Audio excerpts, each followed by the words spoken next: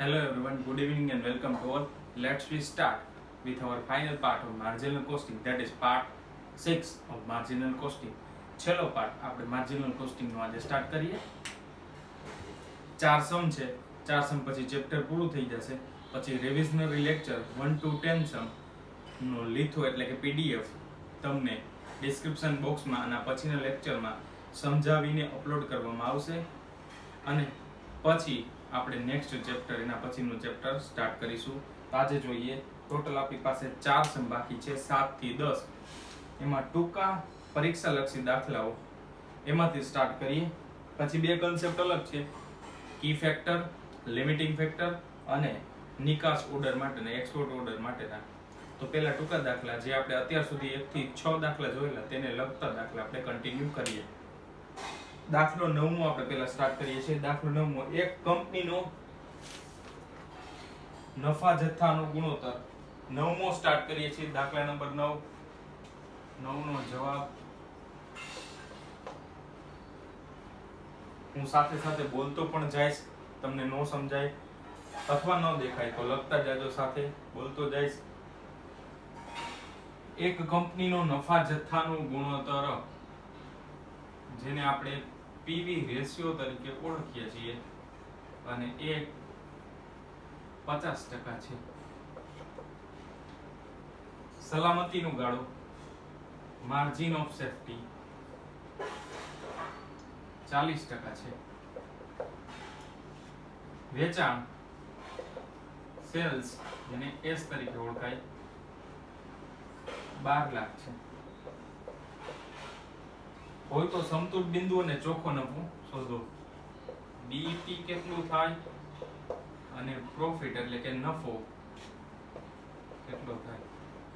આવી રીતે તમને માહિતી આપેલી છે. જો નથી અહીંયા ચલિત ખર્ચની માહિતી, વેચાણ કિંમત પણ નથી આપેલી. આવી રીતનો જ્યારે દાખલો હોય તો આપણે કઈ રીતે કરશું, ટૂંકા પરીક્ષાલક્ષી દાખલા છે. તો સૌથી પહેલા આપણી પાસે એમઓએસ છે, પીવી રેશિયો છે. પીવી રેશિયો આપણે પત્રકમાં નફો મેળવવા માટે ઉપયોગી થશે. એમઓએસ નો ઉપયોગ ક્યારે થશે તો કે બીઈપી મેળવવા. બસ કઈ રીતે તો આપણે જોઈએ. આપણે ખ્યાલ છે વેચાણ બરાબર બીઈપી પ્લસ એમઓએસ. વેચાણ 100% હોય, બીઈપી આપણે નથી ખબર, અને એમઓએસ કેટલા છે 40% છે. કુલ વેચાણ હંમેશા 100% હોય. આ બે નો સરવાળો હંમેશા 100 બરાબર થાય. આ 40% એ પણ આપેલા છે 100%. તો બીઈપી ના કેટલા ટકાવારી થશે? બીઈપી બરાબર 100%. સામેની બાજુ આવે, આ સાઈડ ડાયરેક્ટ લઈ જઈએ. બીઈપી 100 ના 100 એમ ના 40 આ સાઈડ આવે, એટલે બીઈપી થયો 60%.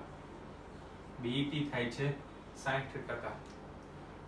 અને આપણે ખ્યાલ જ છે વેચાણ છે એ બેનો સરવાળો છે, એમઓએસ અને બીઈપી નો. વેચાણ હંમેશા 100 જ ધારીએ, અહીંયા બીજું કાંઈ આપણી પાસે છે નહીં. એમઓએસ આપણી પાસે 40 છે તો આ 60 જ વધે, એ જ આપણે અહીંયા કરેલું છે. તો બીઈપી 60% થાય છે. વેચાણ, બીઈપી એટલે સમતુલ બિંદુ, એમઓએસ એટલે સલામતી ગાળો, એ બેયનો સરવાળો 100 બરાબર એટલે કે વેચાણ બરાબર થાય. બીઈપી આપણે 60% મળ્યું. હવે આપણે એમઓએસ રૂપિયામાં મેળવીએ અને બીઈપી પણ રૂપિયામાં મેળવીએ. આટલું લખી નાખો.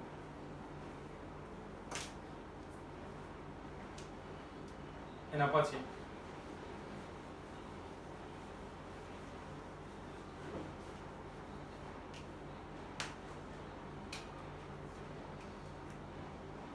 એમઓએસ અને બીઈપી બેયની રૂપિયામાં ગણતરી કરીએ. આપણે આ પેલા મેળવ્યું એ ટકાવારીમાં હતું, હવે આપણે રૂપિયામાં ગણતરી કરીએ. તો વેચાણ ગુણ્યા એમઓએસ ના ટકા. વેચાણ આપણી પાસે છે 12 લાખ, એમઓએસ ના ટકા છે 40%. 12 લાખ ના 40%, 4,80,000 એમઓએસ થાય. બીઈપી વેચાણ, બીઈપી ના ટકા. વેચાણ છે 12 લાખ, બીઈપી ના ટકા છે આપણી પાસે, અને પેલા ગણ્યા 60%, 7,20,000.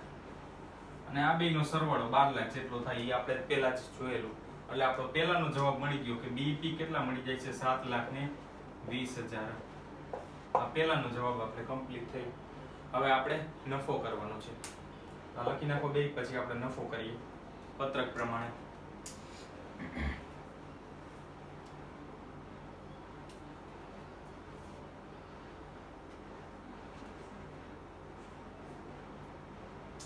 લખાયું છે, અને પછી નફાનું પત્રક.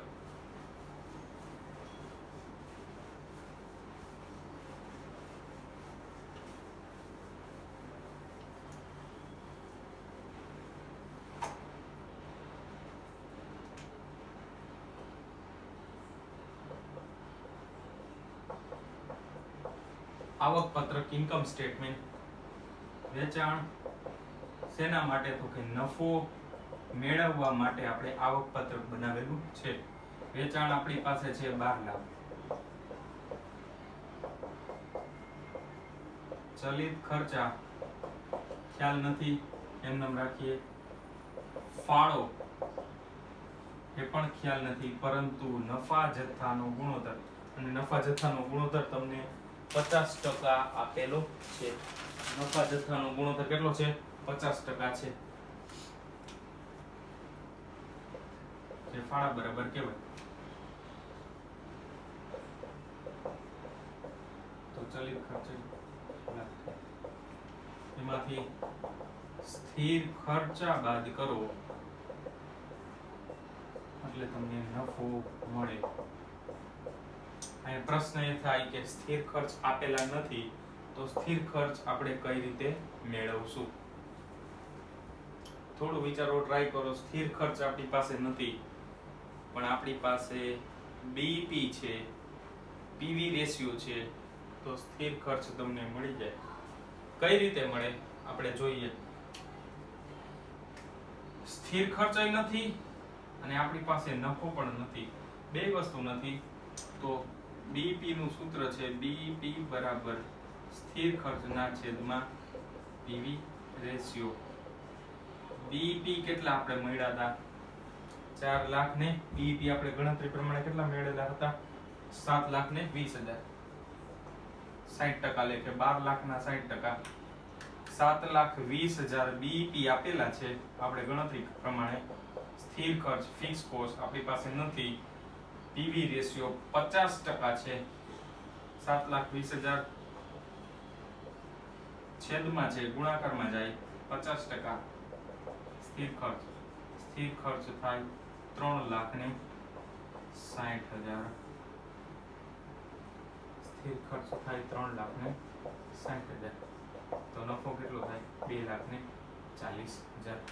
જો આપણો બીજાનો આન્સર આપણે મળી ગયો. અને નફો મેળવવો તો સ્થિર ખર્ચ પણ મળી જાય. અને નફો કેના આધારે મળે? આ કરવાની જરૂર નથી આપણે ટેલી માટે. MOS બરાબર નફાના છેદમાં પીવી રેશિયો. MOS કેટલો છે? 4,80,000, જે આપણે ગણતરી કરી. નફો આપણે નથી ખબર, પીવી રેશિયો 50% છે, તો 4,80,000 ગુણ્યા 50% બરાબર નફો, એટલે નફો 2,40,000 મળી. બે માંથી કોઈ પણ એક મેળવી લઈએ તો જે ઘટતી વસ્તુ મળી જાય. બે સાથે મેળવો તો પણ ચાલે. આ બે વસ્તુ સૂત્રના આધારે લખી નાખો. બોલું છું, વેચાણ 12 લાખ માઇનસ ચલિત ખર્ચ 6 લાખ, ફાળો 6 લાખ, સ્થિર ખર્ચા 3,60,000, નફો 2,40,000.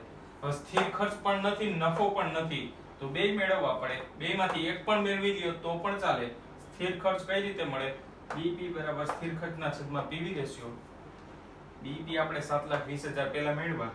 સ્થિર ખર્ચ આપણી પાસે નથી, પીવી રેશિયો 50% છે. પીવી રેશિયો એટલે નફા જથ્થાનો ગુણોત્તર. ફિક્સ કોસ્ટ 3,60,000 મળે. એવી જ રીતે નફો લખી નાખો. પછી બીજો દાખલો, ટૂંકો દાખલો કરીએ.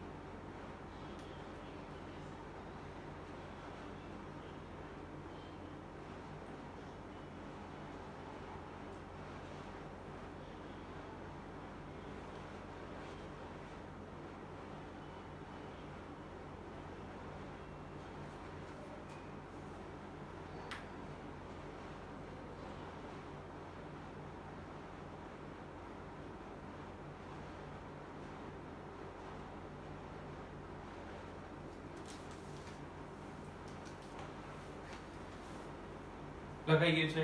એના પછીનો દાખલો નંબર 10 સ્ટાર્ટ કરીએ.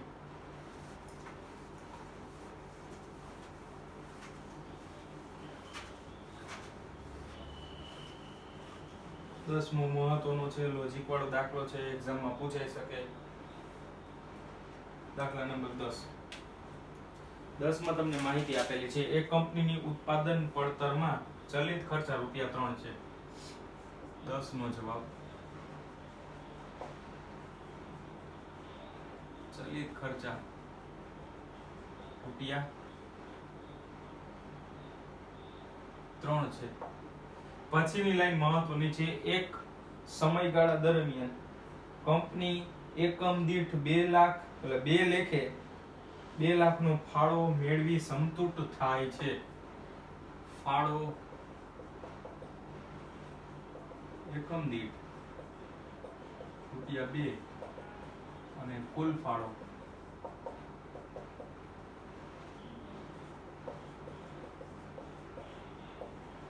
મેળવી સંતુષ્ટ થાય છે.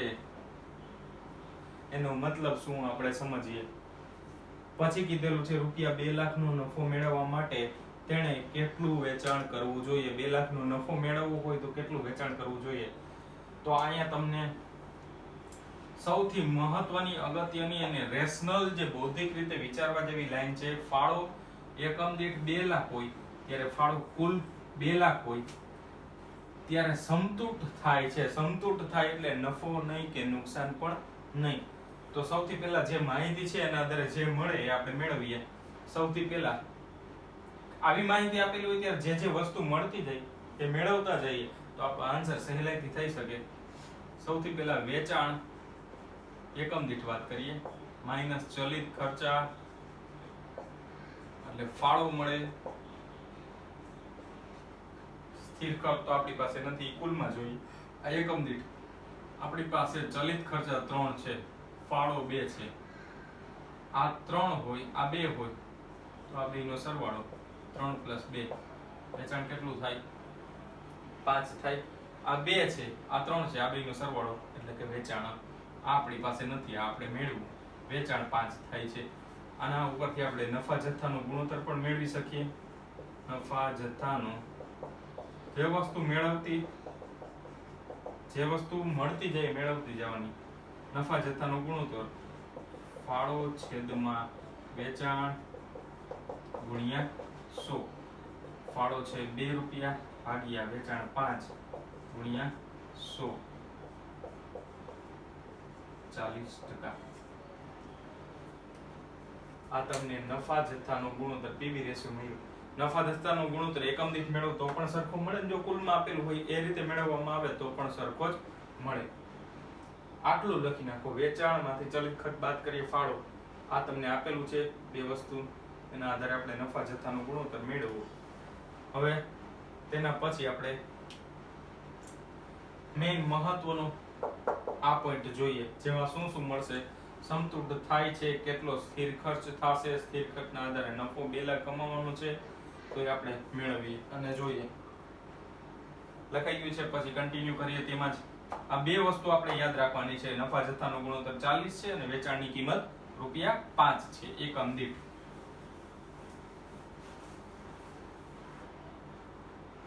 હવે શું કીધેલું છે? એકમ દીઠ અને કુલ.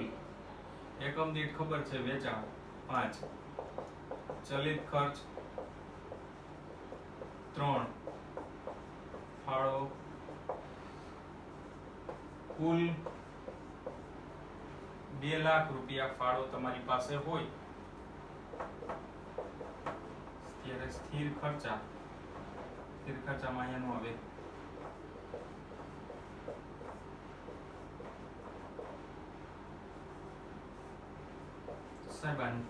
સ્થિર ખર્ચ તો આપેલો નથી તોય કેમ 2 લાખ લખ્યો?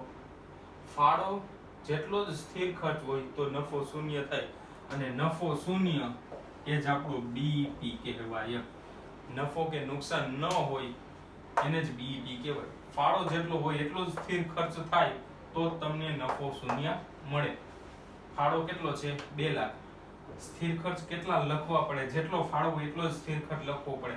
શું કીધું છે? મેળવી સમતૂટ થાય છે. સમતૂટ એટલે ના નફો કે ના નુકસાન.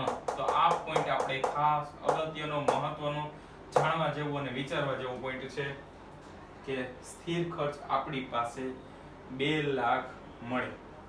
સ્થિર ખર્ચ કેટલો મળે? 2 લાખ. ફાળો જેટલો હોય એટલો જ સ્થિર ખર્ચ ધારવાનો છે. શું કામ સ્થિર ખર્ચ એટલો જ ધારવાનો સર? કારણ કે આપણે બીઈપી શૂન્ય, આ આપણે શૂન્ય લેવડાવવાનું છે. આ સિમ્પલ સમજો, આ શૂન્ય હોય તો જ બીઈપી એટલે કે સમતૂટ થાય, નફો નહીં કે નુકસાન નહીં. ફાળો તમારી પાસે 2 લાખ રકમમાં આપેલો છે, તો 2 લાખમાંથી કેટલા બાદ કરો તો શૂન્ય આવે. તો જેટલા ફાળો હોય એટલો જ બાદ કરો તો તમને બીઈપી શૂન્ય આવે, એટલે સોરી નફો શૂન્ય આવે ને એને બીઈપી નો પોઈન્ટ કહેવાય. તો આપણી પાસે સ્થિર ખર્ચ મળી જાય છે. સ્થિર ખર્ચા છે 2 લાખ.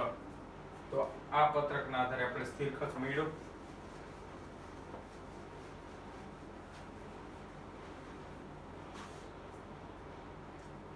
સ્થિર ખર્ચ છે આપણી પાસે, નફા જથ્થાનો ગુણોત્તર છે, તો બીઈપી રૂપિયામાં આપણે મળી જાય. સ્થિર ખર્ચના છેદમાં નફા જથ્થાનો ગુણોત્તર, જેને આપણે ખાલી તમે પીવી રેશિયો લખો તો પણ ચાલે.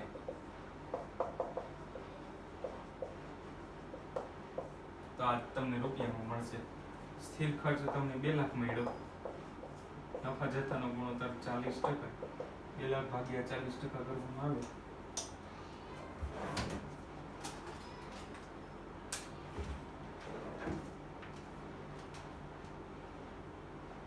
₹5 લાખ તમને મળે.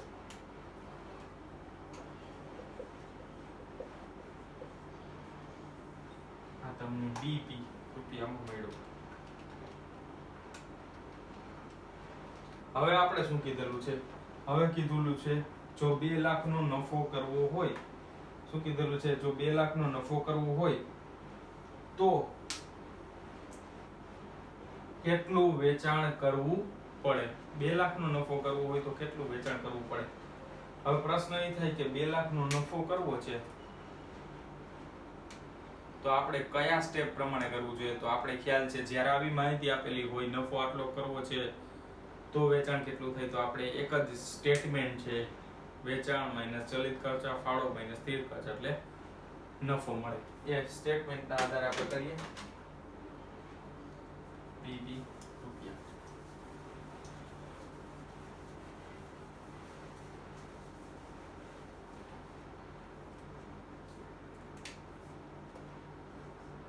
રૂપિયા 2 લાખનું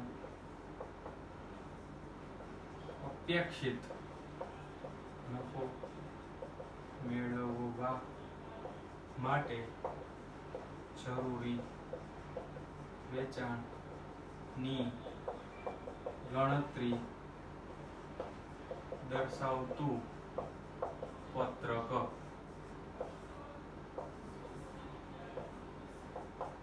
રૂપિયા 2 લાખનો અપેક્ષિત નફો મેળવવા માટે જરૂરી વેચાણની ગણતરી દર્શાવતું પત્રક. વિગત અને રકમ રૂપિયા. વેચાણ માઈનસ ચલિત ખર્ચા જે મળે એને ફાળો કહેવાય, માઈનસ સ્થિર ખર્ચા નફો. નફો 2 લાખ કરવાનો છે, કીધેલું જ છે. સ્થિર ખર્ચ આપણે મેળવ્યા 2 લાખ છે. આ 2 લાખ હોય, આ 2 લાખ હોય, આ બેનો સરવાળો ફાળા બરાબર થાય. ફાળો 4 લાખ. અને આપણી પાસે નફા જથ્થાનો ગુણોત્તર છે કેટલો છે? 40%. આ 40% હોય, વેચાણ 16% જેટલું હોય તો આ 60%. 4 લાખ ભાગ્યા 40 અને આપણે આ સાઈડમાં લખી નાખો તો ચાલે. વેચાણ બરાબર ફાળો રૂપિયામાં છેદમાં ફાળો ટકાવારીમાં, એટલે અથવા નફા જથ્થાનો ગુણોત્તર અથવા પીવી રેશિયો લખી નાખો તો પણ ચાલે. ફાળો રૂપિયામાં છે 4 લાખ ભાગ્યા 40%. તમને 10 લાખનું વેચાણ મળે. 10 લાખ વેચાણ મળે 6 લાખનો નફો થાય, એટલે સોરી ચલિત ખર્ચા થાય. નફો 2 લાખ કમાવવો હોય તો 10 લાખનું વેચાણ કરવું પડે. એક એકમની કિંમત 5 છે અને આ 3 છે અને આ છે 2. આ વેચાણ 10 લાખ મળ્યું. 10 લાખ ભાગ્યા એક એકમના 5 રૂપિયા, તો કુલ કેટલા એકમો વેચેલા એ પણ તમને મળી જાય. આ લખી નાખો પેલું.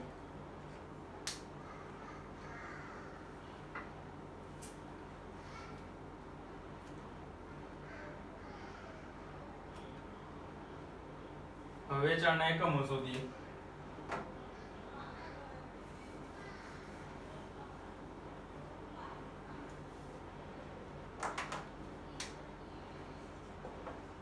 વેચાણના એકમો, કુલ વેચાણ રૂપિયામાં છેદમાં એકમ દીઠ વેચાણ કિંમત.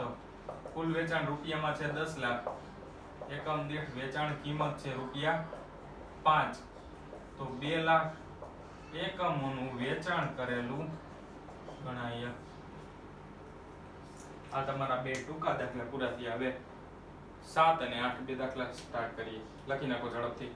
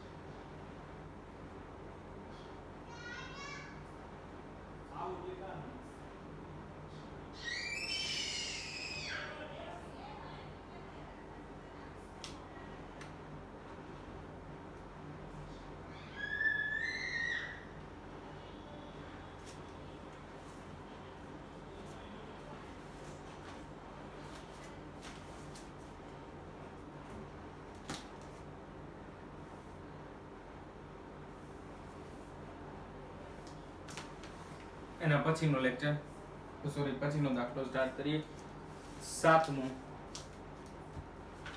કી ફેક્ટર વાળો દાખલો, જેને લિમિટિંગ ફેક્ટર તરીકે ઓળખવામાં આવે છે.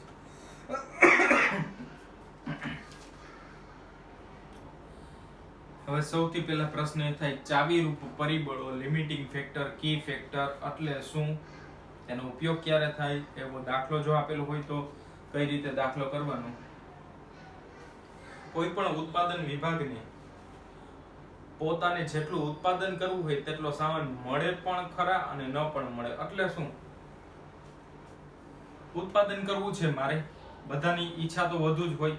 ધારો કે એબીસી કંપની છે, મોબાઈલ બનાવે છે, 10 લાખ મોબાઈલનું ઉત્પાદન કરવું છે, પણ એની પાસે મોબાઈલનો કાચો માલ એટલે કે રો મટીરિયલ, જેના પાર્ટ્સ એ અવેલેબલ જ નથી, એટલે કે કાચા માલની અછત હોય, તો ત્યારે એની પાસે 2 અલ્ટરનેટ હોય, મોબાઈલનું ઉત્પાદન કરવું અથવા હેન્ડ્સ ફ્રીનું ઉત્પાદન કરવું. તો આવી રીતે જ્યારે માલની અછત હોય ત્યારે નિર્ણય લેવા માટે જે ફાળાના આધારે એટલે કે લિમિટિંગ ફેક્ટરના આધારે જે નિર્ણય લેવા પડે છે એને લિમિટિંગ ફેક્ટર મહત્વનો નિર્ણય બની જાય છે. સીમાંત પડતરમાં સૌથી મહત્વનો નિર્ણય લિમિટિંગ ફેક્ટર છે. પાછું રિપીટ કરું છું, કી ફેક્ટર, લિમિટિંગ ફેક્ટર એટલે શું. ઉત્પાદન વિભાગ હોય, 2 પ્રકારના માલ સામાન જોતા હોય એક યુનિટ બનાવવા માટે. ધારો કે બુક બનાવી છે તો કાચા માલમાં 2 પ્રકારના પ્લાસ્ટિક જોઈ અને કાગળ પણ જોઈ.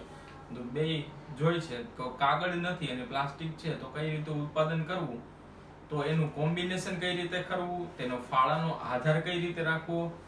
જો લિમિટિંગ ફેક્ટર અછત જે હોય તેના આધારે જે માપદંડ અને નિર્ણય લેવા પડે તો ત્યારે લિમિટિંગ ફેક્ટરનો ઉપયોગ થાય છે. લિમિટિંગ ફેક્ટરની એક વ્યાખ્યા છે એ લખાવું છું, લખી લ્યો.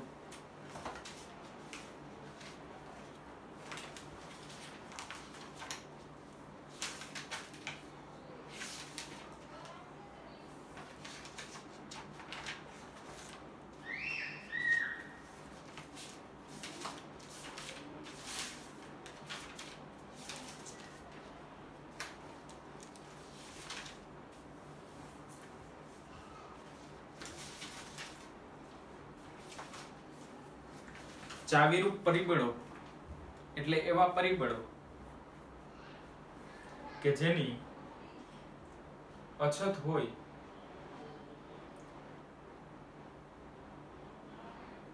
અને જે એકમનો ફાળો વધુ હોય તેના આધારે નિર્ણય લેવા માટે લિમિટિંગ ફેક્ટર ઓબ્લિક કરીને કી ફેક્ટર કૌંસમાં ચાવીરૂપ પરિબળો નો નિર્ણય લેવા માટે ઉપયોગ થાય છે. કઈ રીતે છે, શું છે એ આપણે ડિટેલ દાખલો જોઈ લેશું એટલે તમને સહેલાઈથી સમજાઈ જશે. કી ફેક્ટર નો લિમિટિંગ ફેક્ટર નો એક દાખલો સ્ટાર્ટ કરીએ. દાખલા નંબર 7. A અને B વસ્તુના ઉત્પાદન અંગેની માહિતી નીચે આપેલી છે. બંને ઉત્પાદન માં એક સરખા પ્રકારના માલ સામાન વપરાય છે. હવે અહીંયા બે વસ્તુ ક્લિયર છે. એક A વસ્તુ બનાવે છે અને B વસ્તુ બનાવે છે. આપણે બે વસ્તુ બનાવીએ છીએ. બંને ઉત્પાદનમાં એક સરખા પ્રકારનો માલ સામાન જોઈ છે. A બનાવવામાં અને B બનાવવામાં બેયનો સરખો માલ સામાન જોઈ છે. માલ સામાન એટલે કે વસ્તુ A અને વસ્તુ B. વસ્તુ A માં જેટલો માલ સામાન જોઈ છે એવો જ માલ સામાન, એવા જ પ્રકારનો માલ સામાન વસ્તુ B માં જોઈ છે. ધારો કે બેયમાં મોબાઈલ બનાવવાનો છે, બેયમાં બેટરી જોઈ છે. એમાં પણ એટલે કે સેમસંગ માં પણ જોઈ અને નોકિયામાં પણ જોઈ, પરંતુ બેટરીની જ અછત છે તો બેટરીના નફાના આધારે આપણે ઉત્પાદનમાં નિર્ણયમાં ફેરફાર કરશું. એ કઈ રીતે આપણે દાખલામાં જોઈએ. A અને B બે વસ્તુ બનાવે છે, બે એકમો બનાવે છે. એની વેચાણ કિંમત તમને આપેલી છે 1000. A ની વેચાણ કિંમત છે 1000, B ની વેચાણ કિંમત છે 1600. પ્રત્યક્ષ માલ સામાન કિલો દીઠ 150 લેખે, 1 કિલો ને 150 એવા 300 રૂપિયા જોશે. એટલે 300 રૂપિયા એટલે 2 કિલો જોઈ. એનો મતલબ એવો થાય. અને આપણે જવાબમાં જોશું 1 કિલો, કિલો દીઠ 150, 1 કિલોના 150 અને કુલ હું 300 રૂપિયા વાપરું છું. તો 300 ભાગ્યા 150 કરું તો મારે વપરાશ કેટલો જોશે માલ સામાનનો? A બનાવવા માટે 2 કિલોનો અને B બનાવવા માટે 600 ભાગ્યા 150 એટલે B બનાવવા માટે 4 કિલો જોશે. એ આપણે જવાબમાં જોશું. મજૂરી કલાક દીઠ ₹10 લેખે, 200 અને 360. ચલિત પરોક્ષ ખર્ચા 100 અને 160. સ્થિર પરોક્ષ ખર્ચા 7,60,000. આ બધા ખર્ચની માહિતી A અને B માટે આપેલી છે. નીચેના સંજોગોમાં તમે કઈ વસ્તુનું ઉત્પાદન કરવાની ભલામણ કરશો તે જણાવો.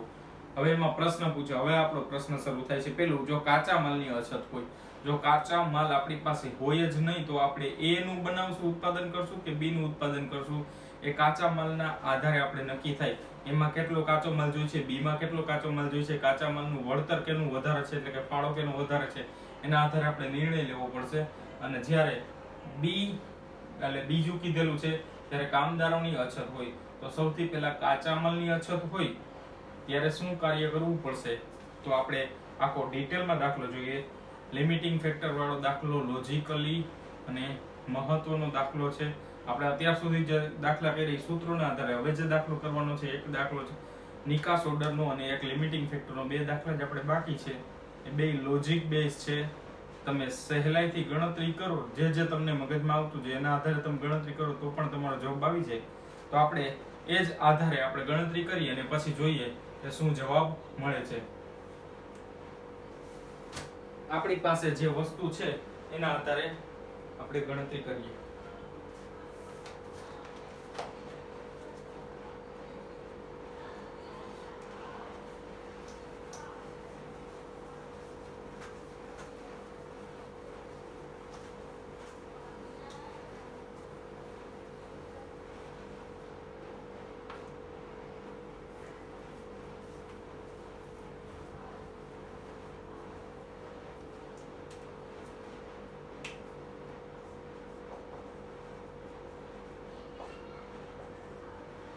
સાતમાનો જવાબ.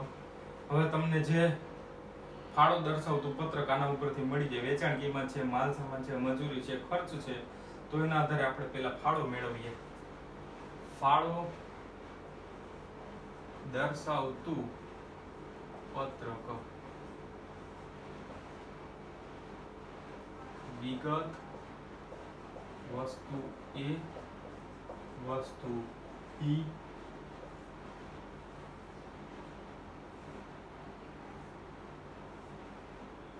વસ્તુ એ માં બી બે કોલમ રાખી. બે શું કામ રાખેલી હું હમણાં સમજાવું છું તમને.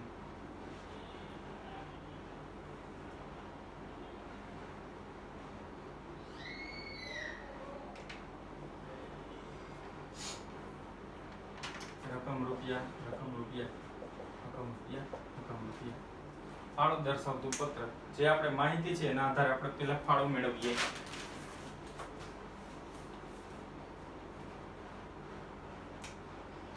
વેચાણ કિંમત તમને આપેલી છે.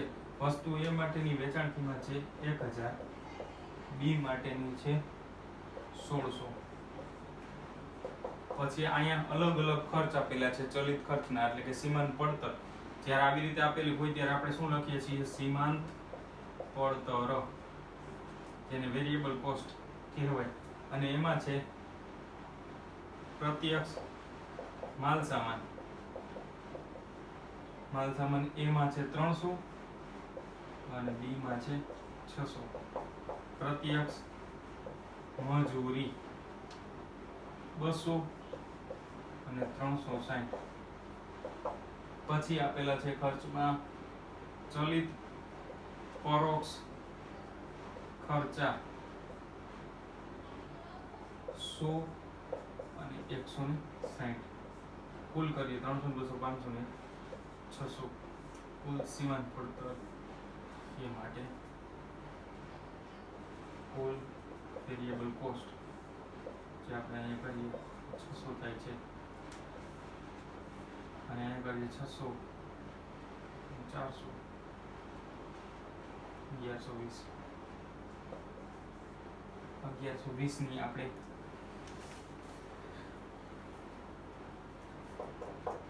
તો વેચાણ સેલ્સ માંથી વેરિયેબલ કોસ્ટ બાદ કરીએ એટલે ફાળો બરાબર S માઇનસ વેરિયેબલ કોસ્ટ. 1000 માંથી 600 બાદ કરીએ અને 1600 માંથી 1120 બાદ કરીએ, જવાબ આવે 400. અને 1600 માંથી 1120 બાદ કરીએ, જવાબ આવે 480. તો આ એકમ દીઠ ફાળો. વસ્તુ એ માટે એકમ દીઠ ફાળો મને 400 મળે છે. વસ્તુ બી માટે એકમ દીઠ ફાળો મને 480 રૂપિયા મળે છે. આપણી પાસે જે માહિતી છે એના આધારે પહેલા આપણે ગણતરી કરીએ. આ સિમ્પલ ગણતરી છે, લિમિટિંગ ફેક્ટરનો આમાં ઉપયોગ નથી આવ્યો. હવે આપણે ઉપયોગ કરવાનો થશે. કઈ રીતે કરશું એ આપણે આગળ જોશું. પહેલા આટલું લખી નાખો. વસ્તુ એ બે કોલમ બનાવી. શું કામ? કારણ કે આપણે અહીંયા સીમાંત પડતર અલગ અલગ રીતે આપેલી છે. નકર અત્યાર સુધી આપણે દાખલામાં ખાલી ચલિત પરોક્ષ ખર્ચ જ હોય અને ડાયરેક્ટ બાદ કરી નાખીએ. જ્યારે આવી રીતે પ્રત્યક્ષ માલ સામાન, મજૂરી અને પરોક્ષ ખર્ચા હોય ત્યારે સીમાંત પડતર તરીકે આપણે લખવાનું રહેશે. 1000 માંથી 600 બાદ એટલે 400 મળે. 1600 માંથી 1120 બાદ એટલે 480 મળે. આટલું લખી નાખો. પછી આપણે લિમિટિંગ ફેક્ટરનો ઉપયોગ કરીને આગળ દાખલો કરીએ.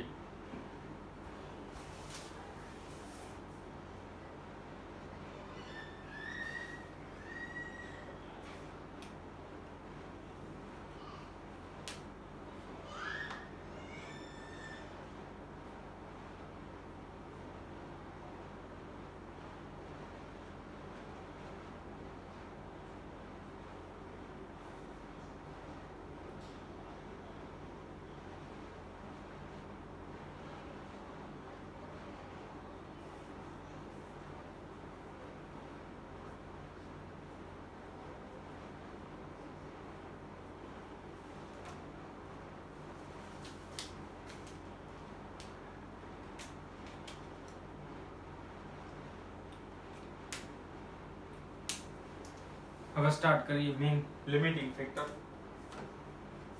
આનો લખાઈ ગયું છે. એના પછીનું, જ્યારે કાચા માલની અછત હોય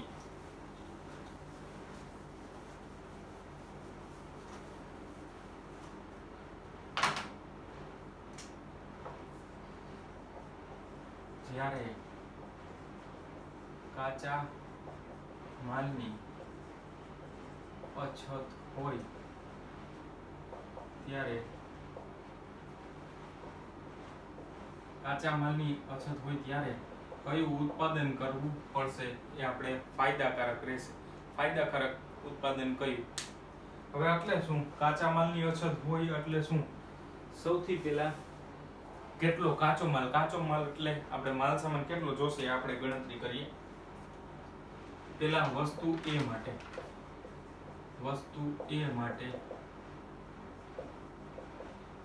માલ સામાન કુલ કેટલા કિલોગ્રામ જોશે એ આપણે જોઈએ. તો આપણી પાસે માહિતી આપેલી છે.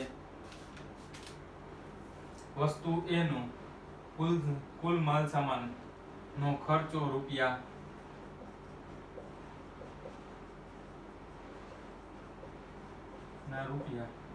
છેદમાં તમને આપેલા છે 1 કિલોના કેટલા છે?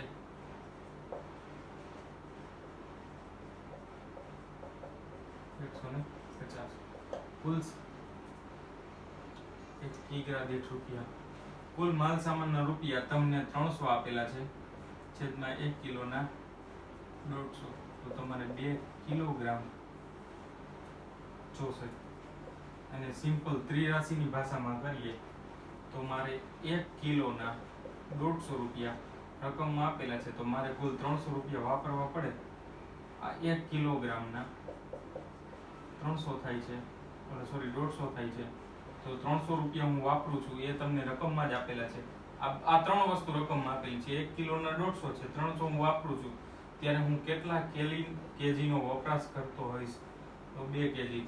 કઈ રીતે? 300 ગુણ્યા 1/150. તો એ જ આપણે અહીંયા કરેલું છે. 2 કેજી. બે રીતે તમે ત્રિરાશિ રૂપિયા અથવા આ રીતે લખી શકો. આ વસ્તુ A માટે. એવી જ રીતે વસ્તુ B માટે અહીં એની જગ્યાએ B કરીએ. 300 ની જગ્યાએ આ તો 150 છે કિલોના, અહીંયા છે 600, તો એમાં જોશે 4 કિલોગ્રામ ઓર કેજીસ. હવે એ ત્રિરાશિ રૂપિયા લખવું હોય તો 1 કિલોના 150, તો હું કુલ 600 રૂપિયા વાપરું છું, તો હું કેટલા કેજી વપરાશ કરેલો હોય? તો કે 4 કેજી. 600 ગુણ્યા 1/150 એટલે 4 કેજી. આટલા કેજીનો વપરાશ થાય છે. વસ્તુ A બનાવી હોય ત્યારે 2 કિલો જ હોય. વસ્તુ B બનાવી હોય ત્યારે કેટલા કિલો જ હોય છે? આપણે માલ સામાન 4 કિલો જ હોય છે. બેયનો માલ સામાન બેયમાં, વસ્તુ A માં અને B માં સરખી જ ઉપયોગમાં આવશે, પણ વસ્તુ A બનાવો તો 2 કિલો જોઈએ, વસ્તુ B બનાવો તો આપણે કેટલા કિલો જોઈએ? 4 કિલો જોઈએ. હવે જ્યારે કિલોગ્રામની અછત હોય ત્યારે કિલો દીઠ ફાળો મેળવવો પડે. જેની અછત હોય એના આધારે આપણે ફાળો મેળવવો પડે, અને જે વસ્તુનો ફાળો વધુ આવે એ આપણે ઉત્પાદન કરવું જોઈએ. એ કઈ રીતે? પેલા આટલું લખી નાખો, પછી કિલોગ્રામ દીઠ ફાળો મેળવીએ, પછી એના આધારે આપણે નિર્ણય લઈએ.